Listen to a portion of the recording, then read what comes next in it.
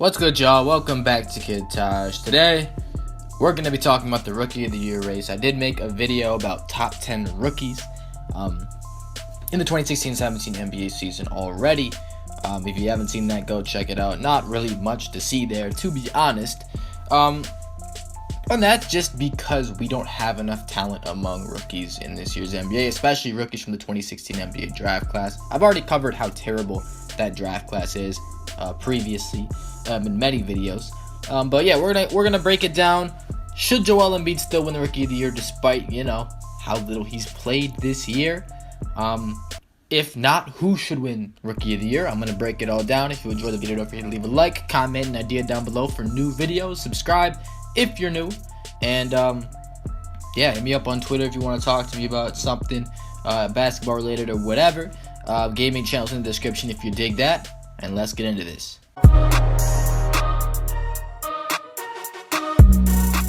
So the reason this conversation comes up this early is because of the fact that about a week ago, or maybe a few days ago, we received news that Joel Embiid, Sixers star rookie center, will miss the remainder of the 2016-17 NBA season with a torn meniscus, I believe. If that's wrong, please let me know, because I know it was some knee injury like that, or maybe it was partially torn meniscus, but whatever it is, he can't play for the rest of this season. They initially thought that he would be coming back soon. They initially thought he'd be back about today or maybe yesterday or something like that. But it turned out that, he wasn't, okay? Joel Embiid, he's had a huge injury history, and this is a terrible injury, terrible news for the NBA community, because Joel Embiid is an NBA fan favorite. Everybody loves this guy. He's young. He's got so much potential. He can be one of the greatest players ever to play because he has that type of potential. Injuries are really the only thing stopping him. We've seen what he's done in his rookie year. 20 points per game, 8 rebounds, 2.5 blocks in just 25 minutes per game is absolutely insane. I mean, it's beyond, it's incredible for any NBA player to do that, let alone a rookie. That part is awesome. Now, had Joel Embiid played the entire season, had Joel Embiid played full minutes, whatever, and even if he didn't play full minutes, had he played, I'll say 60, 70 plus games this year, this wouldn't be a question. This video wouldn't have been made. I mean, this is just because we all know that Joel Embiid is the best rookie by a landslide in this 2016-17 NBA season. A joke that something I like to poke fun at a ton is the fact that Joel Embiid and Dario Saric are the two best rookies this year, probably. I mean, Dario Saric I think he's leading all other rookies in scoring besides Joel Embiid. So those two guys are like the two leading scorers among rookies in terms of per game scoring. And they're not even from the 2016 draft class. That's how terrible this 2016 draft class is.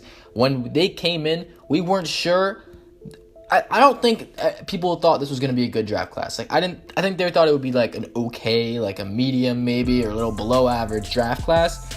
It's terrible. This is a historically bad draft class. Unless we see some vast improvement down the line in later years from these guys that are rookies now, this could be one of the worst, if not the worst, draft classes ever. I mean, we're not seeing one of the best players. The best player from this draft class so far has probably been the 36th pick in the draft, and that's Malcolm Brogdon. How in any way, shape, or form can the 36th pick be better than the second pick?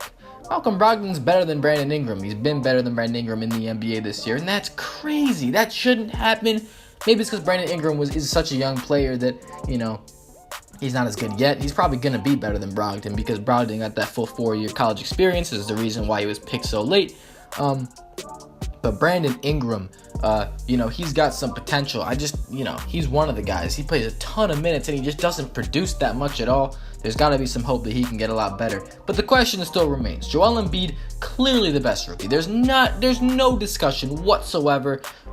If you think that Joel Embiid's not the best rookie, like the most skilled rookie, like the most talented, most valuable rookie this year, then you need to check yourself into a mental health facility immediately. No, I'm just kidding. But seriously, it wouldn't make any sense. Nobody is even rivaling this guy. No one even close. I mean, the next guy, they said 11 points per game is the second best player, and he averages 21. Joel Embiid, no chance. So it all comes down to this. is the amount of games and the amount of minutes that Joel Embiid has played enough? Now, normally I'd say no. If Joel Embiid was from last year's draft class and Karl Anthony Towns and Kristaps Porzingis and those guys, were rookies, hell no, he doesn't win. Because Karl Anthony Towns put up some great rookie stats. Okay, what did he have? Like 18 and 10 or something like that. Karl Anthony Towns, of course, played a ton of games last year. He was healthy enough to win that Rookie of the Year, so he would obviously take it. The year before, 2014, who won it in 2014? Wasn't it Andrew Wiggins? Andrew Wiggins put up something like 17, 18 points a game, 16 maybe, I don't know, but he had a pretty good rookie year as well. And he probably would have won it if he was playing this year too. The year before that, Michael Carter-Williams won it. I know Michael Carter-Williams isn't shit now, but he still would have won it if he was playing because that's how good of a season he had. Joel Embiid he might just be so fortunate that he's playing in a group of such shitty players in this draft class or this rookie class that he could still run away with it anyway. I mean, I can't imagine if I'm a voter and I'm checking off the name or whatever. If I'm voting a player, and I couldn't imagine putting somebody over Joel Embiid. Here's my thing. Joel Embiid better not be getting any second place, third place, fourth place votes. And this is just because if you're not going to vote for Joel Embiid first, you should just disqualify him. You should be like, well, Joel Embiid doesn't count because he hasn't qualified for enough games. And there isn't an official rule. No, I mean, that's why this is in play. If there's a really good to play 40 plus games to win the award, then yeah, we wouldn't be talking about this. But the fact of it is, there is no rule. It does not matter how many games you play. I mean, it does, but there's nothing that says, oh, you have to play this many games. Joel Embiid is currently eligible to win the Rookie of the Year award, and in my opinion, he absolutely should. Guys, I know that we haven't seen him enough, that guys have contributed more over time, but Joel Embiid isn't just one of the best players in, this rookie class, but he's one of the best players in the NBA, and that can't be said for any other player in the rookie class. Nobody else can dominate a game like Joel Embiid. Nobody else is even close. I mean, the drop-off, it's unbelievable. Joel Embiid is star in the NBA, and what's the next best player? Like a borderline decent role player? Really? You're gonna give that guy Malcolm Brogdon the Rookie of the Year award, or Dario Saric the Rookie of the Year award, over Joel Embiid? I mean, we all know what's going on here. It's just the fact that his injuries wouldn't let him play in those games.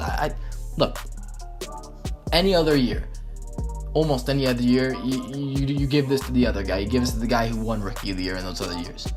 But there's no question this year. Who else? Really? Are we really going to have Dario Saric win Rookie of the Year? We're all going to remember it as the year that Joel Embiid should have won Rookie of the Year, but he didn't play enough games to. That's all this is going to be. Dario Saric doesn't, I mean, nothing against the guy, but he's nothing close to Joel Embiid. I mean, he's not going to be half the player Joel Embiid will be, as long as Joel Embiid can stay healthy, which, again, is a major question mark. But we want to remember Joel Embiid. A few years from now down the line, is it going to make more sense to have Joel Embiid or Dario Saric's name on that trophy? That's all I'm saying. Anyway, I think for the sake of NBA history, for the sake of talent and what we've seen and who we know is the best rookie, it shouldn't be a question. Again, I'll say it for a third time. If this is last year, you give it to Cat. The year before, you give it to Wiggins. But this year, there's no Cat, there's no Wiggins, there's no player like that. There's no player that's like, oh, that guy's gonna be a star, and we know this, like Cat and like Wiggins. There's no player like that. Who, like Buddy Hield? Oh yeah, he's definitely gonna be the next Steph Curry, but we really don't know anything because he could just end up being like a 10 points per game scorer off a bench in the NBA. That's not what we want. Are we taking that over Joel Embiid? Are we taking Jamal Murray over Joel Embiid? We taking Brogdon over Joel Embiid? We taking Saric over? Like, it's ridiculous. It's absolutely ridiculous. I get it. He didn't play a lot. He should have played a lot more to win this award. And yeah, he wouldn't have won it another year. But not this year. Not with guys like this. Not with competition like this. There's absolutely no reason for you to give that to Saric. Anyway, that's gonna do it for this video. My final say is yes, Joel Embiid should win the Rookie of the Year award, unless, we see Buddy Hield score like 30 points per game for the rest of the season. But that's not going to happen. I mean, unless we see something crazy from like Dario Saric. which I doubt's gonna happen. If he's like, if at the end of the season we're saying like, oh, Dario Saric is gonna be a star, like then maybe we can consider that. But if that doesn't happen, and it's probably not going to, no, don't even bother. And if you're disqualifying Joel Embiid, if you're saying, okay, you haven't played enough games, then I'm going with Dario Saric or Malcolm Brogdon. I'm gonna go Brogdon, I think. Yeah, I'm gonna say Brogdon. That's I've already explained that, but Dario Saric is very close.